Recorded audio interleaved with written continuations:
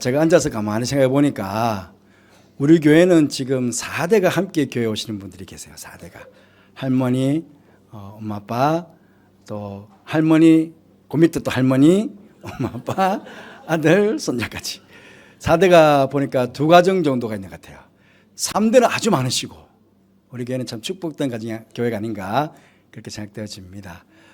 무엇보다 오늘 사실은 염천가족주일이고 성령 강림주일이에요. 그래서 성령이라고 그러면 우리가 빨간 후리 했듯이 빨간색이 생각납니까? 그래서 성도들에게 오늘은 이 드레스 코드로 빨간색이 있는 옷들을 다 입고 오시라고 좀 그렇게 말씀드리고 싶었어요. 그랬다가는 여러분들 또 마음이 부담이 될 것 같아가지고 그래서 십자가로 통일했습니다.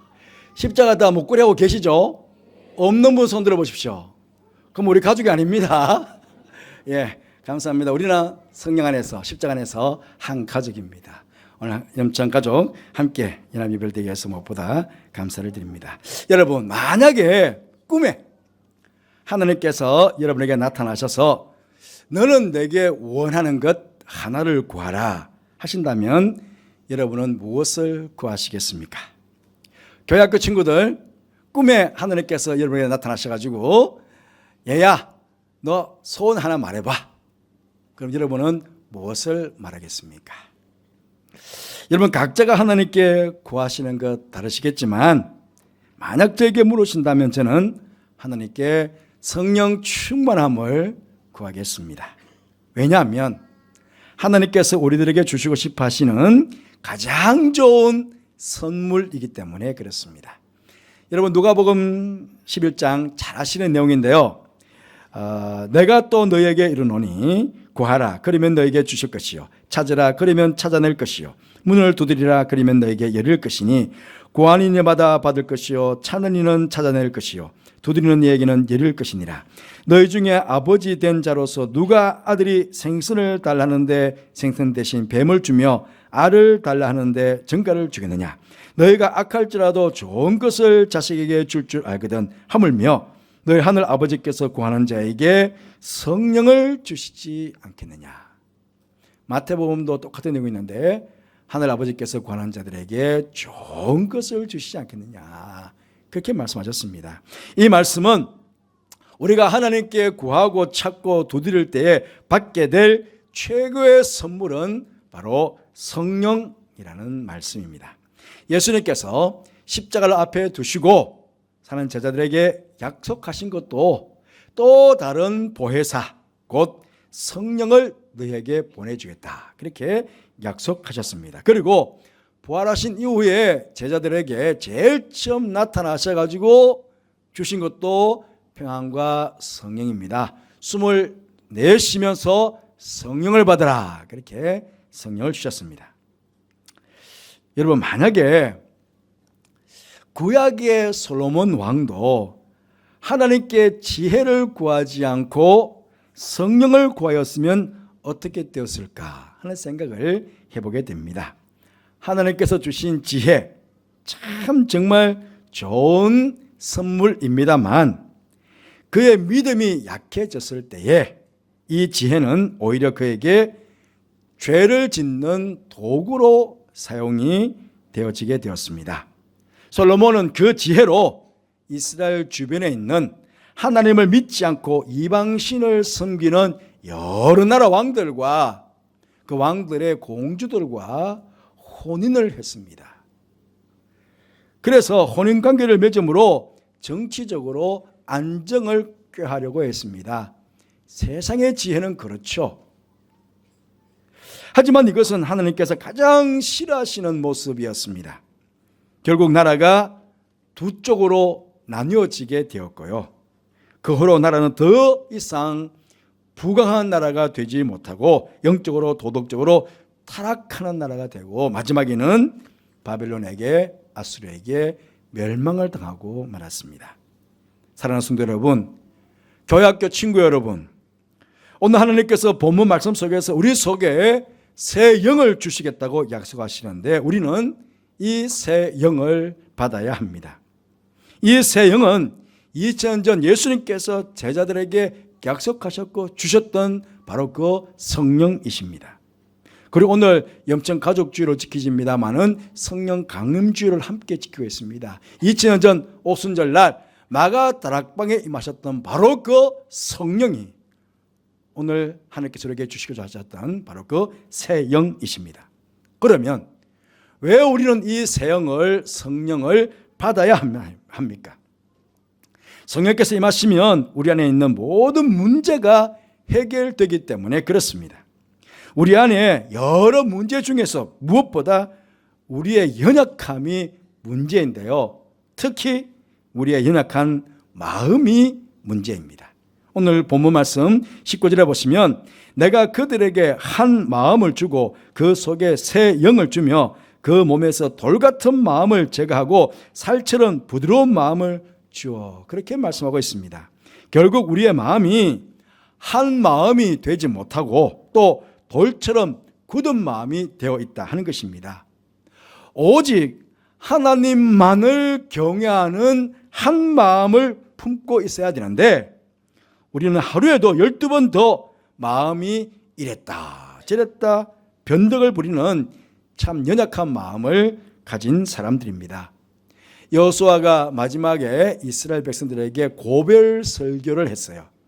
그때 여호수아 24장 15절 말씀 보시면 만일 여호와를 섬기는 것이 너희에게 좋지 않게 보이거든 너희 조상들이 강 저쪽에서 섬기던 신들이든지 또는 너희가 거주하는 땅에 있는 아모리 족속의 신들이든지 너희가 섬길 자를 오늘 택하라. 오직 나와 내 집은 여호와를 섬기겠노라.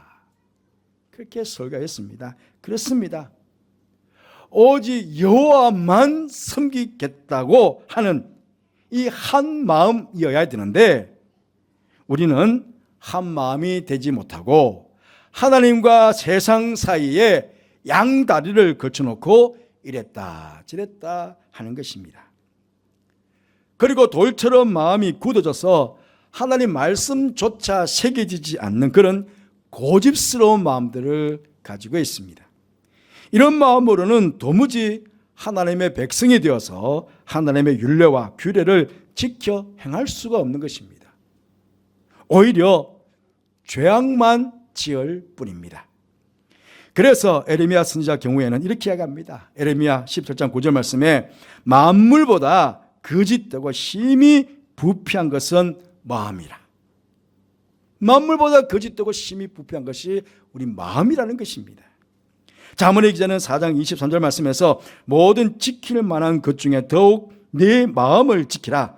생명의 근원이 이에서 남이니라. 그렇게 말씀하고 있습니다. 여러분, 만물보다 심히 거짓되고 부패한 우리의 연약한 이 마음을 우리 스스로가 지키기란 정말 쉬운 일이 아닙니다. 정말 어렵습니다. 그래서 새 영이신 성령을 우리는 받아야 합니다. 우리는 우리의 연약한 마음을 지키기 위해서 시편 51편 10절을 고백한 다윗처럼 하나님이여 내 속에 정한 마음을 창조하시고 내 안에 정직한 영을 새롭게 하소서라고 날마다 우리는 하나님께 기도해야 하는 것입니다. 만약에 우리 안에 성령께서 임재하지 아니하시면 우리의 마음은 그 옛날 애굽 왕 바로의 마음처럼 하나님을 대적하는 강팍한 마음이 될 수 있습니다. 예수님 당시에 예수님을 죽이려고 했던 그리고 죽였던 종교 지도자들처럼 우리의 양심이 화인 맞은 양심이 될 수 있습니다. 아니면 가룟 유다처럼 예수님을 팔아버릴 정도로 돌처럼 굳어진 배신의 마음을 가질 수도 있습니다. 아니면 베드로나 제자들처럼 예수님을 모른다고 부인을 하고 의욕 상실증에 빠질 수도 있습니다. 그런데 제자들이 오순절 마가 다락방에서 성령을 받고 난 후에 어떻게 되었습니까? 성령이 임하시자 겁 많고 연약했던 저들의 마음이 담대한 마음으로 바뀌어지게 되었습니다. 세상 사람들이 감당치 못할 그런 믿음의 사람들이 다 되었습니다. 여러분 사사기 읽어보셨습니까? 거기에는 여러 명의 사사들이 등장합니다. 우리가 보통 사사라고 하면 타고난 영웅, 뛰어난 장사, 이렇게 생각하기가 쉽습니다. 하지만 성경 읽어보시면 사사들 가운데 연약한 약점을 가진 사람들이 거의 다였습니다. 에훗, 왼손잡이였습니다. 우리 왼손 쓰시는 분들 많으시죠? 지금은 다 왼손들을 많이 쓰세요. 그런데 그 당시에 왼손잡이다, 이 말은 에훗은 장애인이었다, 그런 뜻이에요. 기드온, 참 소심하고 믿음이 약한 사람이었습니다. 그는 하나님께 몇 번이나 하나님을 시험합니다. 제발 좀 확실한 징표를 보여주세요. 그러면서 하나님을 여러 번 시험합니다. 믿음이 약했어요. 입다는 기생의 아들로서 잡류들과 어울렸다고 하는데요. 이 잡류는 요소로 말하면 조직폭력배입니다. 조직폭력배. 조직폭력배 두목쯤 되는 사람이었어요. 삼손은 참 여자에 약한 사람이었습니다. 그런데 이런 사사들이 어떻게 그렇게 큰 일들을 행할 수가 있었겠습니까? 바로 여호와의 영이 임했기 때문입니다. 하나님께서 그들에게 새 영을 주셨기 때문입니다. 사사기를 읽어보시면 계속해서 반복되는 말씀을 우리는 접해 볼 수가 있습니다. 사사기 3장 10절 말씀에 여호와의 영이 그에게 임하셨으므로, 그에게는 누구냐? 온니엘, 사사 온니엘에게 그에게 임했다. 사사기 6장 34절 말씀에 여호와의 영이 기드온에게 임하시니, 사사기 11장 29절 말씀에 이에 여호와의 영이 입다에게 임하시니, 사사기 14장 6절 말씀에 여호와의 영이 삼손에게 강하게 임하니.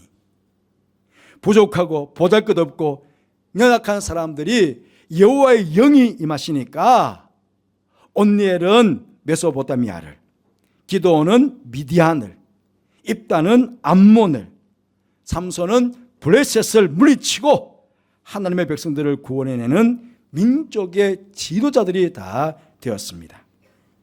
혹시 여러분, 이 자리에 계신 여러분, 예배를 다 드리고 계시는데 난 예배가 재미가 없어, 난 예배가 기쁘지가 않아, 왜 이렇게 예배가 지루해? 혹시 그런 분 계십니까? 나는 기도하고 싶은데, 간절하게 기도하고 싶은데 기도가 잘 안 돼. 혹시 그런 분 계십니까? 나는 전도하고 싶은데 전도에 열매가 없어. 왠지 모르게 막 사람들이 미워져. 왠지 내 입에서 불평과 원망이 나와. 우리 학교 친구, 우리 교학교 친구들 학교 가기가 싫어, 공부하기가 싫어. 다 마찬가지입니다. 만일 그렇다면 여러분들 성령 충만을 받으셔야 됩니다. 다른 문제가 아닙니다. 여러분 안에 새 영이신 성령님께서 충만하게 임하여 계시지 않기 때문에 그렇습니다. 로마서 8장 26절 말씀 보시면 이와 같이 성령도 우리의 연약함을 도우시나니 그랬습니다. 그렇습니다. 성령 하나님은 누구보다도 우리가 연약하다는 사실을 잘 알고 계십니다. 우리는 약하지만 성령님은 강하신 분이십니다. 우리는 어리석지만 성령님은 강력한, 가장 강한 지혜를 가지고 계신 분이십니다. 그러하기 우리는 성령님께 붙잡힌 바 되어야 되고, 그 성령님께서 우리 속에 충만하게 임하셔야 된다는 것입니다. 사랑하는 성도 여러분, 교회학교 친구 여러분, 그런데 성령은 분명 하나님의 선물이지만 아무나에게 임하는 것이 아니라는 것입니다. 아무에게나 그냥 성령을 주시는 분이 아니십니다. 이 성령은 성령을 주시겠다는 하나님의 약속의 말씀을 굳게 믿고 간절히 사모하여 구하고 찾고 두드리며 기도하는 자들에게 내리시는 하나님의 은혜의 선물이라는 것입니다. 그러하기에 우리는 날마다 새 영이신 성령님께서 늘 내 안에 충만하게 임하여 주시기를 기도해야 하겠습니다. 연약한 내 안에 성령께서 임재하셔서 나의 마음이 오직 하나님만을 섬기는 한 마음이 되게 해주시고, 옥토와 같은 부드러운 마음이 되게 해주셔서 언제나 하나님의 말씀에 순종하며 살아갈 수 있도록 인도하여 주시기를 우리는 날마다 기도해야 하겠습니다. 뿐만 아니라 나는 연약하고 부족하오니 성령께서 강력한 능력으로 나를 도와주시고 시시각각 다가오는 시험으로부터 승리할 수 있도록 나와 도와주시고 나를 인도해 주시기를 우리는 기도해야 하겠습니다. 때로는 낙심이 되고 힘들고 지칠 때마다 성령 하나님께서 힘이 되어주시고 위로자가 되어주시고 친구가 되어주시고 인도자가 되어주시고 돕는 자가 되어주시기를 우리는 그렇게 날마다 성령 하나님을 내 안에 초청하며 우리는 기도해야 하겠습니다. 그때 성령님께서 우리와 함께 하심으로 우리 안에 머무실 때 우리 마음은 한 마음과 부드러운 마음이 되어서 주님을 섬기는 참된 하나님의 백성이 되고 이 땅에서 날마다 기쁨과 감사가 넘치는 그런 승리의 삶을 살아갈 수가 있게 되는 것입니다. 이 시간 우리 모두 성령의 충만함을 위해서 함께 간절하게 그 성령을 구하며 기도하십시다. 바라기는 하나님의 선물인 성령님을 충만하게 받으셔서 이 땅에서 하나님의 백성으로서 생명의 힘이 넘치는 그런 복된 삶을 살아가는 우리 어르신들과 우리 성도들, 교회학교 모든 친구들이 되기를 주님의 이름으로 축복합니다.